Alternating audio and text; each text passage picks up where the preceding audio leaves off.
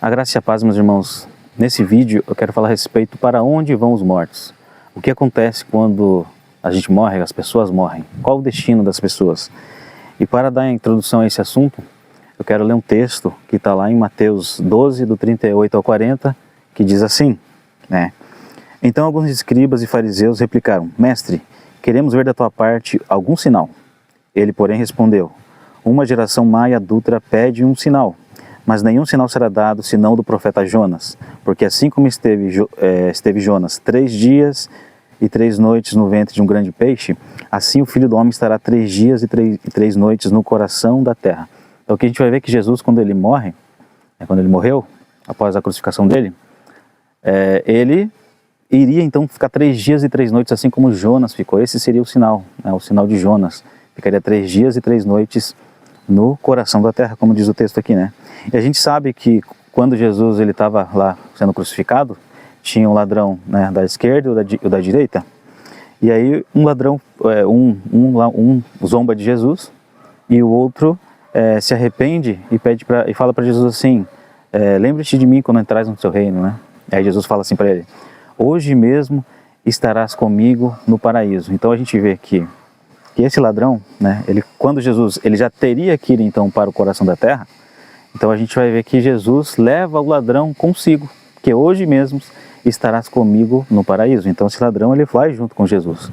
Mas como algumas pessoas pensam que Jesus ele subiu aos céus, né? Mas ele não subiu aos céus, mas ele desceu ao coração da terra. Então é como se o mundo, como se abaixo, né, da nossa terra aqui existisse o mundo dos mortos, e foi para lá que Jesus foi após morrer e levou consigo o ladrão.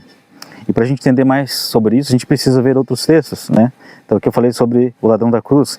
Ali em João 3,13 diz assim: ora, ninguém subiu ao céu, senão aquele que de lá desceu, a saber, o Filho do Homem. Então a gente vai ver que ninguém subiu ao céu, a não ser aquele que desceu. Por exemplo, a gente tem pessoas que acreditam que Elias foi ao céu, que Enoque já foi arrebatado ao céu.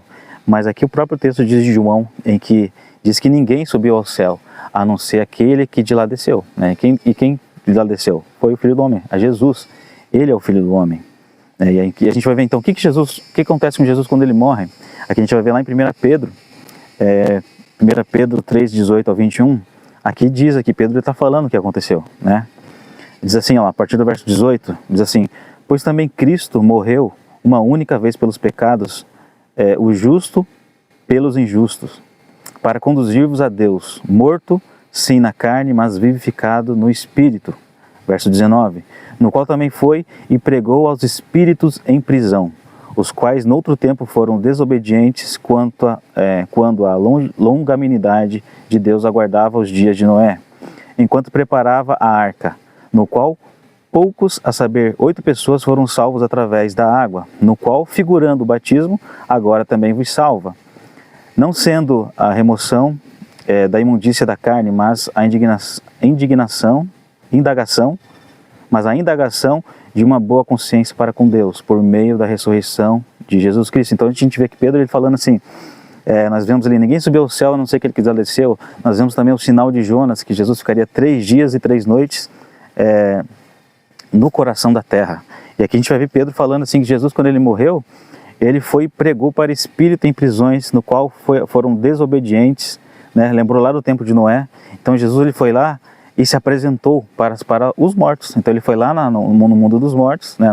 no Hades, no hebraico é Hades, no grego no grego é Hades, no Sheol no hebraico, né, que representa a mesma coisa, significa mundo dos mortos. Então Jesus ele desceu e Lázaro foi com ele, só que Jesus disse que ele estaria com ele no paraíso, né? Hoje mesmo estará comigo no paraíso. Mas se Jesus não subiu ao céu ainda, ele subiu lá em Atos 1, ele foi ascender aos céus, naquele momento assim ele subiu, mas ele ficou, depois da ressurreição dele, ele ficou 40 dias com seus discípulos. E aqui a gente vai ver que o ladrão da cruz foi com Jesus para o paraíso.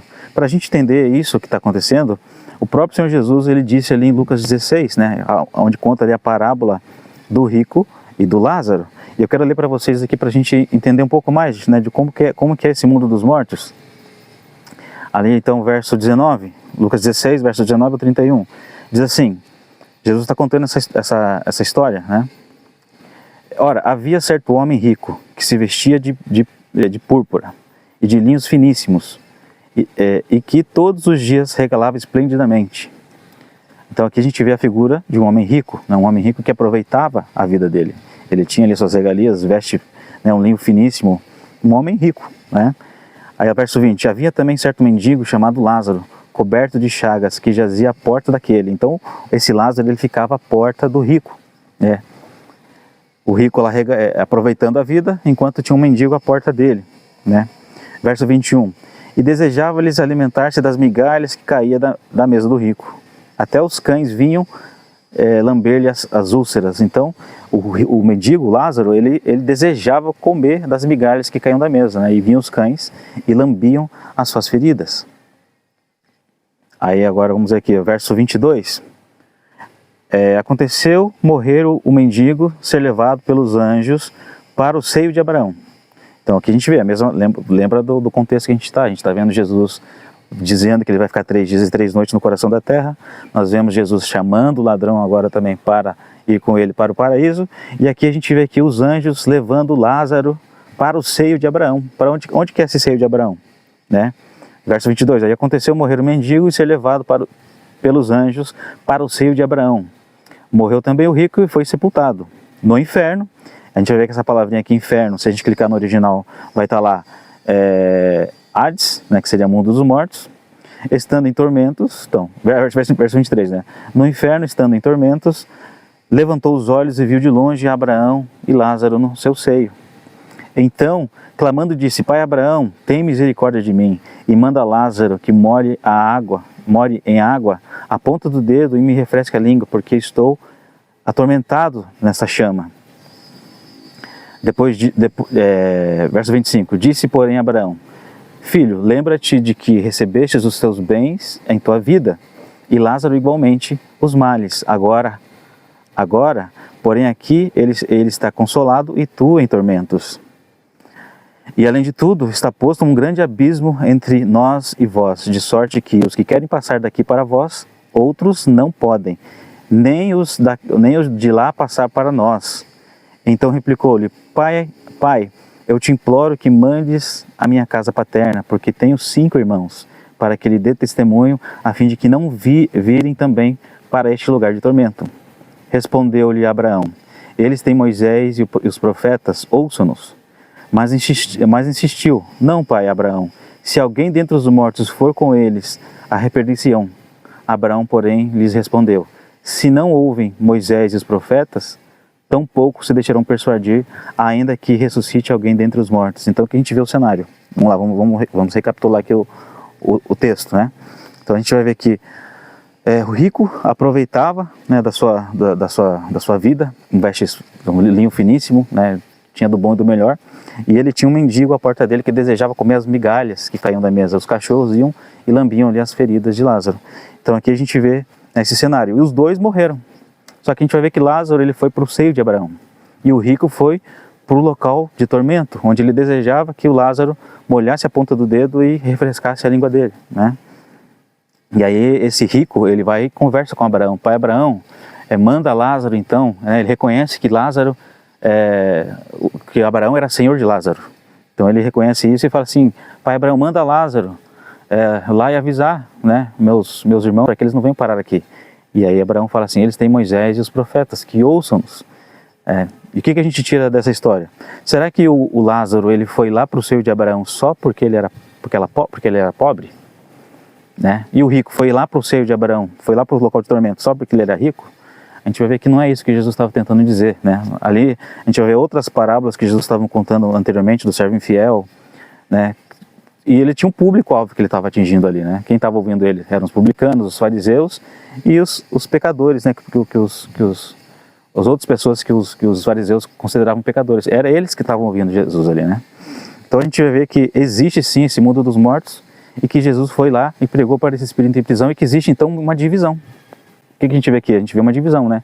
Onde existe um local de tormento, o paraíso, né? O seio de Abraão seria o paraíso, e um grande abismo entre eles que ninguém podia passar de um lado para o outro. Então aqui a gente consegue imaginar esse cenário, né? Como é esse mundo dos mortos. Então quando Jesus disse assim para o ladrão: hoje mesmo você estará comigo no paraíso, é o mesmo que ele diz assim, hoje mesmo você estará comigo no seio de Abraão, né? Então a gente consegue pegar todos esses assuntos, e Jesus, ele foi lá, ele morre, vai lá 3 dias e 3 noites, ele fica lá no mundo dos mortos, ele se apresenta como filho de Deus, né? Ele fala que um dia ele vai ressuscitar, e que um dia ele vai esvaziar aquele lugar e cada um será julgado por suas obras. Como é que eu sei disso? Pegando outros textos, como Apocalipse 20, né, que os mortos vão ser ressuscitados e cada um vai ser julgado conforme as suas obras. Então aqui existe outro fato curioso, né? A gente vai ver assim, por que o rico ele foi para o local de tormento e por que o Lázaro foi para o seio de Abraão? Não basta apenas ser rico e também não basta apenas ser pobre. Se a gente pegar essa história do Lázaro, Lázaro ele vai nos ligar com um outro Lázaro, né? Um outro Lázaro que era amigo de Jesus, que ele acabou também morrendo, né? Ele era irmão de Marta e Maria, e ele ficou doente e acabou morrendo. Então esse Lázaro, ele tem vínculo com o Lázaro lá do mundo dos mortos. Então a gente vai ver que esse Lázaro, ele era amigo de Jesus, né? Ele era amigo da irmã a irmã de Marta, Maria e Lázaro. Então ele tinha amizade com os 3 irmãos, né?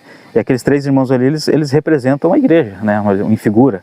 Assim como a gente vê que muitas coisas se tornam como figuras, assim como a gente viu aqui no texto, né?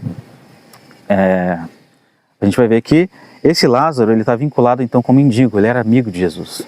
E o próprio Jesus vai lá e chama Lázaro para fora. Quando ele chama, Lázaro morreu, quando esse Lázaro, amigo de Jesus, morre, então ele vai lá também para o seio de Abraão, porque ele era amigo de Jesus, né? E quando Jesus chama ele para fora, ele também sai de lá do mundo dos mortos e volta ao corpo. Aqui Jesus está mostrando o processo que vai acontecer com a igreja, né? Quando a gente morre, então a gente não vai ao céu, mas assim a gente vai para o mundo dos mortos. Se a gente for uma pessoa amigo de Jesus, né, para a gente ser amigo de Jesus, a gente precisa lutar contra a carne, precisa lutar contra os valores do mundo, e sim ter em nossa vida os valores celestiais. E que valores são esses? Amar a Deus acima de todas as coisas e o próximo como a ti mesmo. Só que a gente vai ver que lá Lázaro, né, existe um outro vínculo também com Lázaro, que Lázaro era servo de Abraão, né? Se a gente pegar essa palavrinha Lázaro, faça isso na sua Bíblia, se você tiver a Strong, clica ali na palavra Lázaro e você vai ver que a origem dela é Eliezer, vai estar assim no original, né? Então se a gente for ver, Eliezer é a transliteração para Lázaro. Então a gente vai ver que esses 2 nomes, eles são equivalentes. E se a gente pegar Eliezer, onde tem Eliezer na Bíblia? Se a gente pegar o Eliezer, a gente vai ver que o Eliezer está lá, ele é o único servo de Abraão, né? Ele era herdeiro de tudo que Abraão possuía, até que surgiu Isaac. Então a gente vê, já existia essa figura de Eliezer e Abraão. Então Lázaro e Abraão, já existia esse vínculo lá atrás. E olha que interessante, que curioso, né? Então a gente consegue ver o cenário aqui na frente, que Jesus está falando, mas já aconteceu lá atrás. E esse senhorio entre Lázaro e Abraão já aconteceu, né, em tempos passados, né?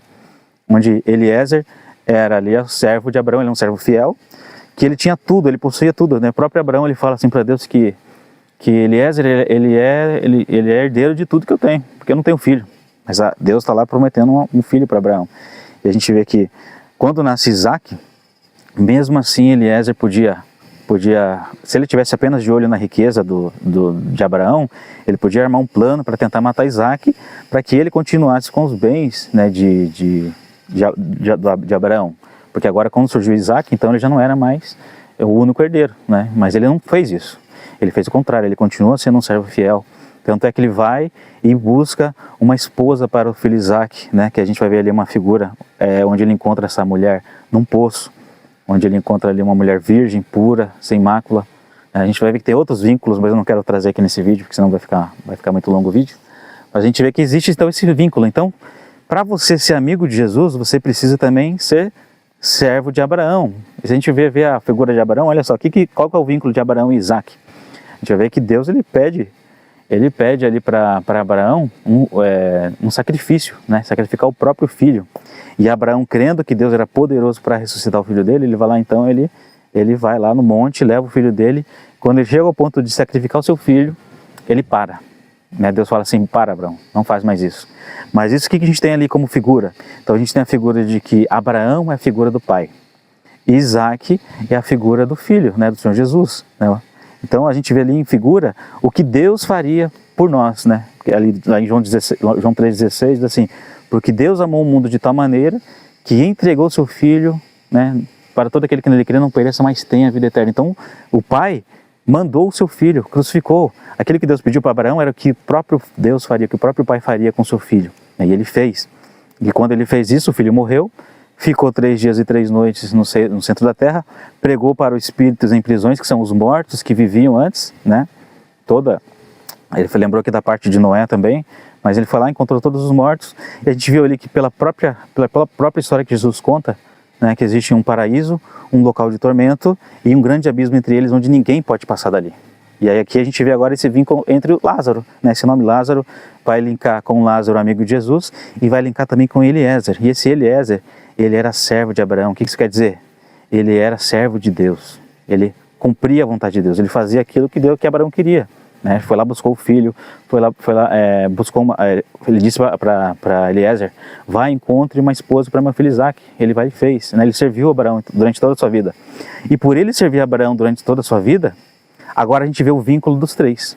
Agora a gente entende que o Abraão, que o Lázaro, o mendigo, ele não foi para o seio de Abraão porque era apenas pobre.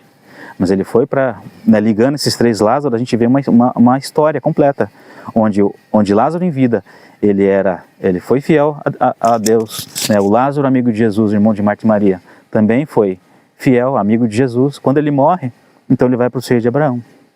E agora a gente vai ver o outro lado, né? Por que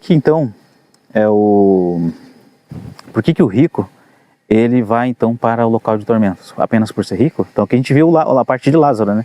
Lázaro, ele era fiel a Deus, servia a Deus, né? Tudo que Deus queria. E o que Deus quer do homem? Deus quer que a gente ame o próximo como a nós mesmos, né? Amar a Deus acima de todas as coisas e ao próximo como nós mesmos. Então a gente vai ver que o que Deus quer de nós é misericórdia, que a gente seja misericordioso, bondoso, assim como ele foi bondoso com a gente. Já o rico ele podia ser bondoso. Não é pelo fato de ele ser rico que ele foi então para o local de tormento. Ele podia ser bondoso, mas ele preferiu viver de maneira luxuosa, mas ele não olhou para aqueles que estavam para o próximo dele. Ele não amava o próximo como a ele mesmo, porque ele tinha um pobre na porta dele. Ele podia lá dar um trabalho para Lázaro, ele podia, Lázaro, vem aqui, eu quero tratar das suas feridas, né? Eu quero cuidar. Assim como a parábola que Jesus conta mesmo do bom samaritano, né? Que vai levar para a mesma moral da história. O rico, ele podia fazer isso, mas porque ele não fez isso, então, porque ele não amou o próximo como a ele mesmo, então o destino dele é o local de tormento. Isso vai acontecer com a gente. Então esse mesmo critério que está acontecendo ali é o mesmo critério que vai ser aplicado nas nossas vidas. Se a gente não amar o próximo como a nós mesmos, quando a gente morrer, o nosso destino será o mesmo local do rico. Agora, se a gente ama o próximo, ama Deus acima de todas as coisas e o próximo como a ti mesmo, então nós vamos para o seio de Abraão. Então nós sabemos o destino. Qual é o destino das pessoas quando morrem, né?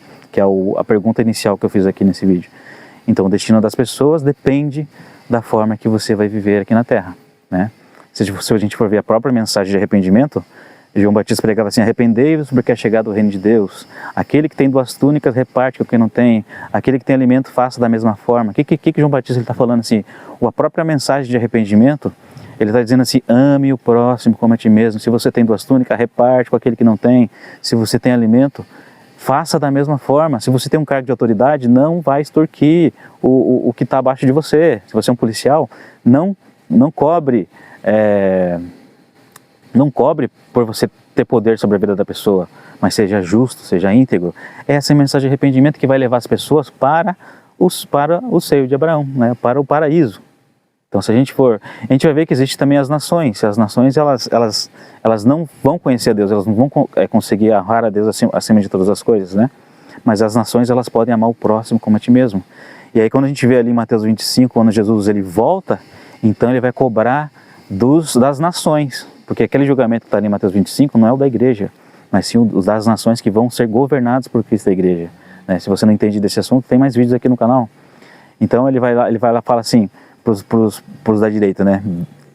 Vinde benditos meu Pai para a posse do reino que vos está preparado desde a fundação do mundo, porque eu tive fome e vocês me deram de comer, eu tive sede e vocês me deram de beber.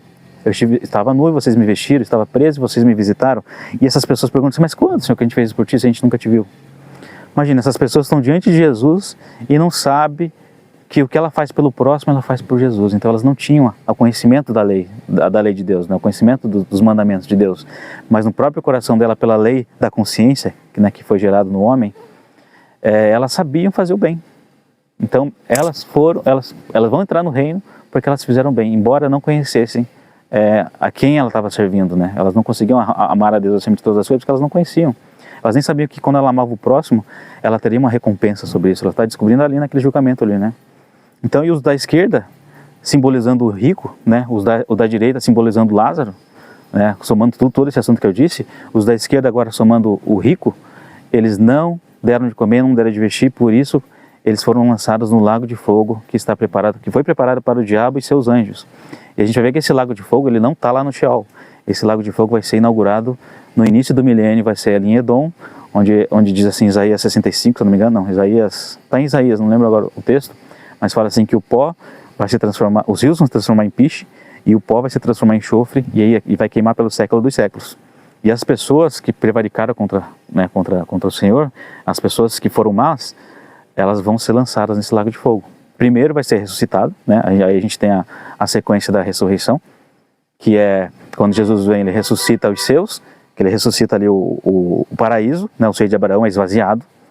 Aí, assim como aconteceu com Lázaro, vai acontecer com Jesus. Aquilo lá foi uma figura do que vai acontecer lá na frente, né? Então, quando a gente morre, a gente aguarda então o seio de Abraão. Quando Jesus vem, ele esvazia o seio de Abraão, ressuscita aquelas pessoas e elas vão governar com Cristo sobre a terra, né? Como a gente vê em Apocalipse falando, reinarão 1000 anos com Cristo sobre a terra. E ainda, só que o outro local ainda ficou aguardando a ressurreição lá para o final do milênio. Então, depois do milênio, todos os mortos são ressuscitados. Aqueles que forem absolvidos, eles entram para o reino, né, como nações, como povo do reino. E aqueles que forem maus, assim como o rico, eles serão lançados no lago de fogo. Então, essa é toda uma somatória. Eu sei que são bastantes pontos que eu estou ligando aqui. Mas esse é o assunto que eu queria trazer hoje, né? Para onde a gente vai, né? Qual o destino das pessoas quando morrem? Então, o destino depende da forma que você vive. Se você ama o próximo como a ti mesmo, então você vai entrar para o paraíso, né?